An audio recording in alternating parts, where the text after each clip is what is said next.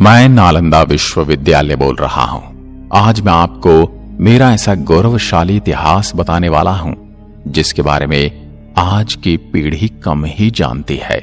हां, मैं वही विश्वविद्यालय हूं जो एशिया की सबसे बड़ी यूनिवर्सिटी हुआ करता था।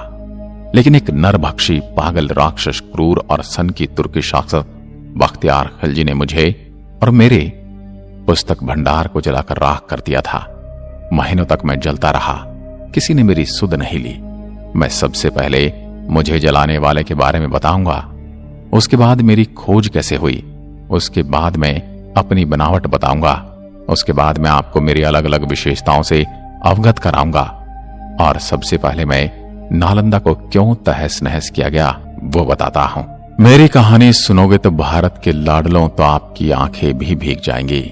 क्रंदन भरी आंखें और रुंधे हुए गले के साथ मैं आज सुनाता हूं मेरी कहानी।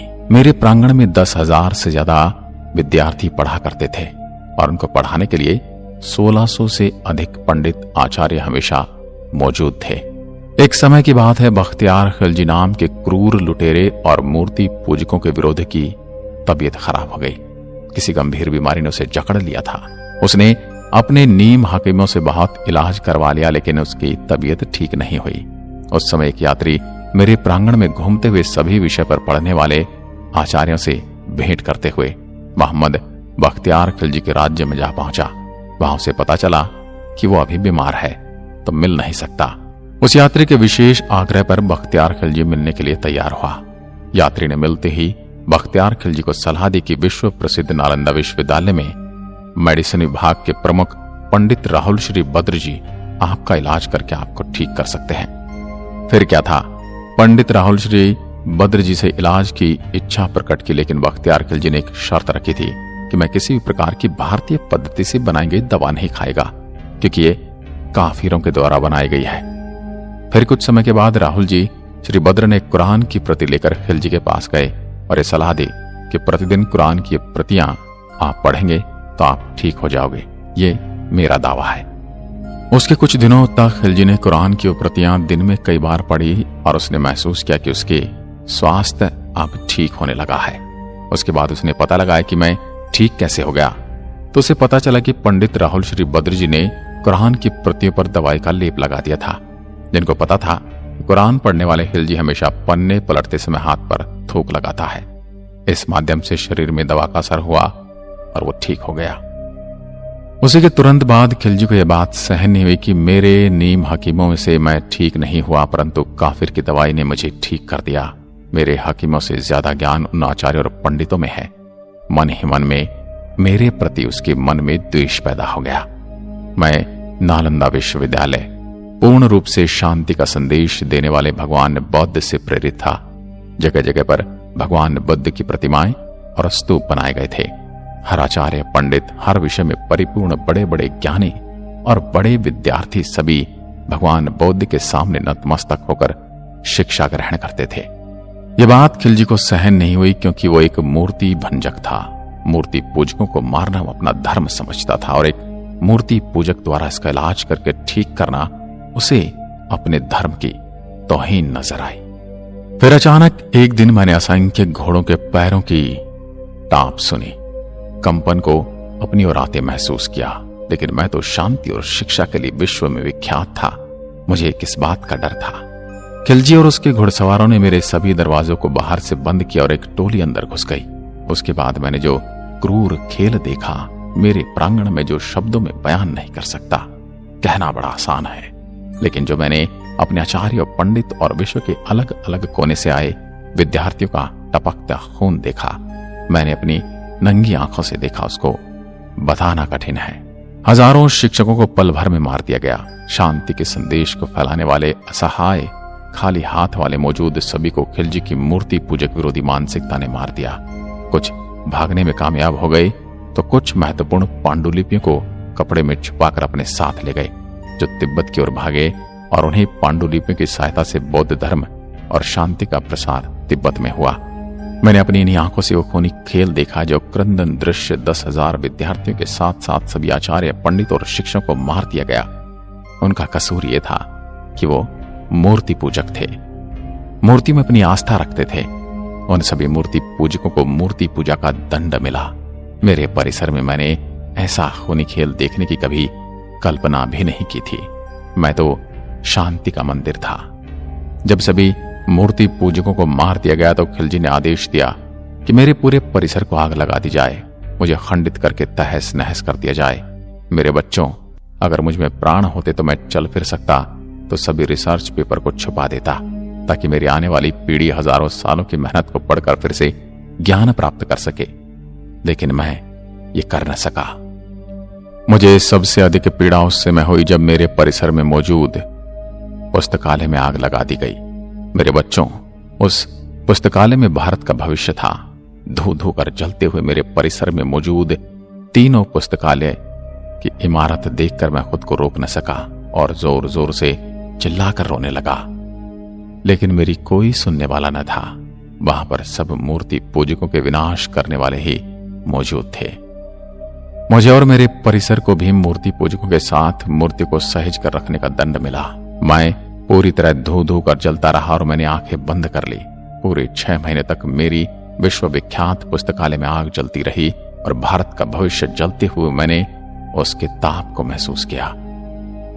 पूरी तरह से तहस नहस वीरान खड़ा में कई शताब्दियों के धूल मिट्टी में से आंखों से ओझल हो गया। मेरा खंडहर रूप देह जो बचा था वो धूल और मिट्टी के नीचे दब गया और अंदर ही अंदर अपने वजूद को मिटते हुए अंधकार में दिन बीतने लगे।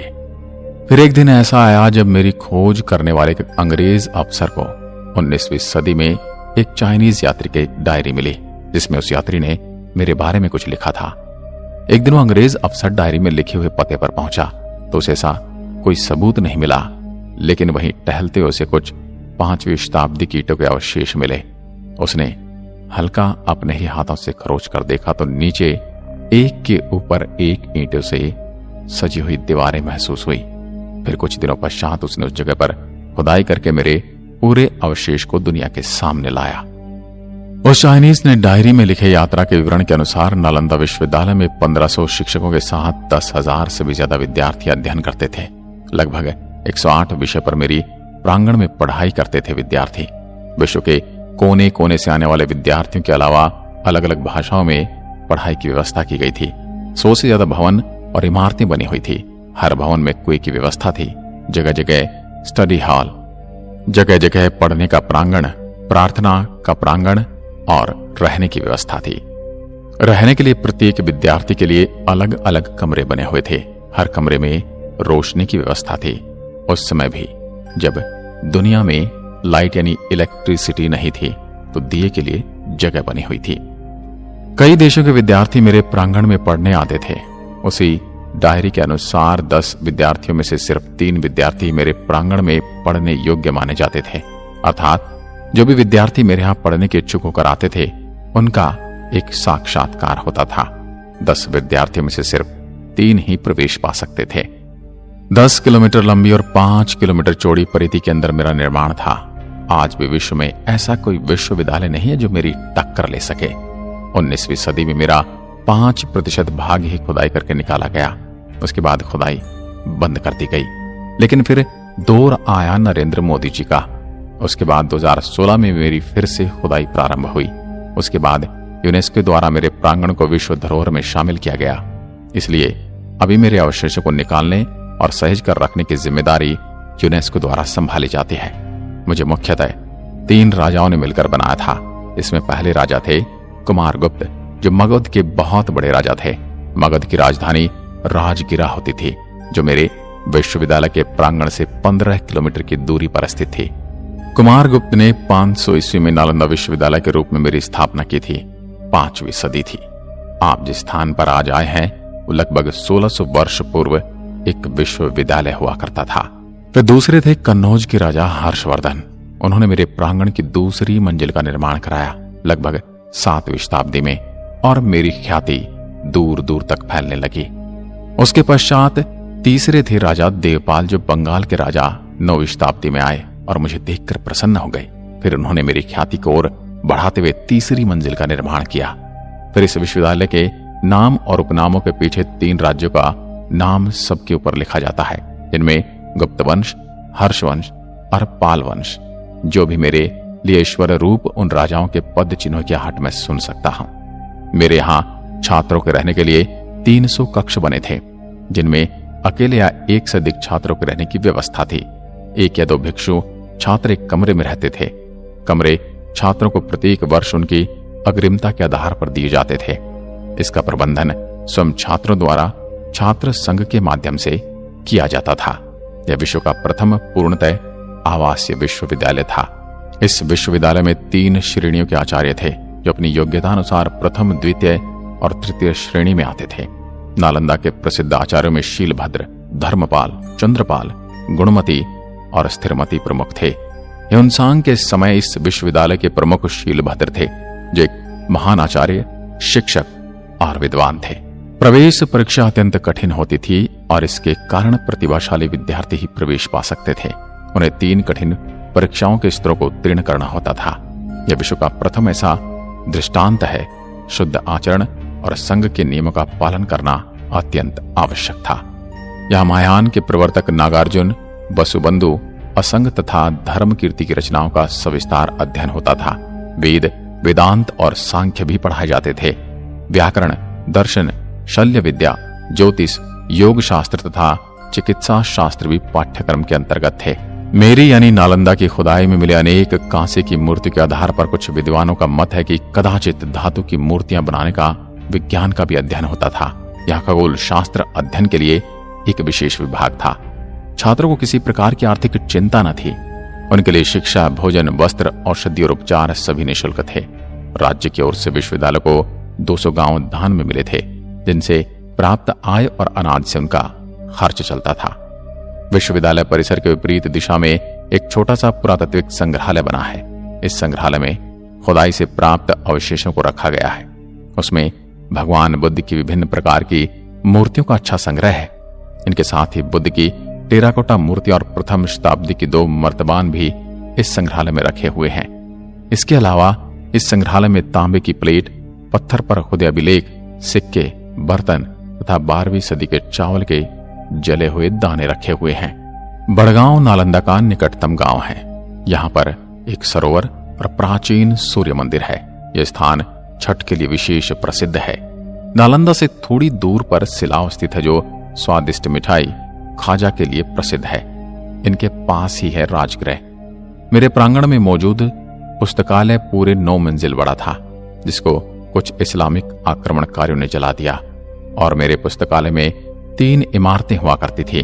उनके नाम हुआ करते थे रत्नादि, रत्न सागर और रत्नी रजक। 12 शताब्दी में जब खिलजी की क्रूर और मूर्ति भंजक विरोधी मानसिकता ने मुझे तहस नहस कर दिया, मेरी विश्व प्रसिद्ध पुस्तकालय में आग लगा दी और मुझे 6 महीने तक धू धू कर जला दिया। मेरे देशवासियों, आपने उस लाइब्रेरी में क्या खोया वो आप अभी नहीं समझ सकते।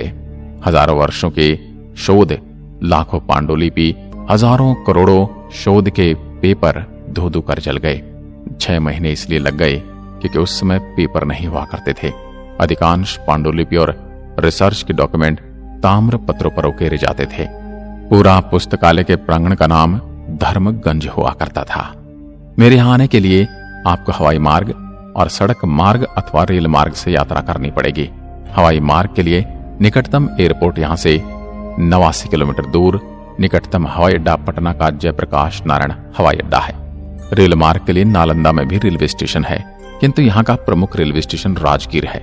राजगीर जाने वाली सभी ट्रेन नालंदा होकर जाती हैं। सड़क मार्ग, नालंदा सड़क मार्ग द्वारा कई निकटवर्ती शहरों से जुड़ा है। अगर आप राजगीर से आते हैं तो 89 किलोमीटर दूर पड़ता हूँ। वहीं आप गया से आते हैं तो 89 किलोमीटर दूर स्थित हूँ, लेकिन बोध गया से आते हैं तो मैं 110 किलोमीटर की दूरी पर हूँ। मैं नालंदा विश्वविद्यालय आपको आमंत्रित करता हूँ। तो महानुभावों, मेरे बारे में आपके दिमाग में कुछ तो प्रतिक्रिया जरूर आई होगी। वो मुझे कमेंट सेक्शन में लिखकर बताइए, ताकि मुझे पता चल सके कि आप मेरे बारे में क्या सोचते हैं। मिलता हूं एक और पटकथा के साथ। तब तक के लिए नमस्कार। जय हिंद, जय भारत।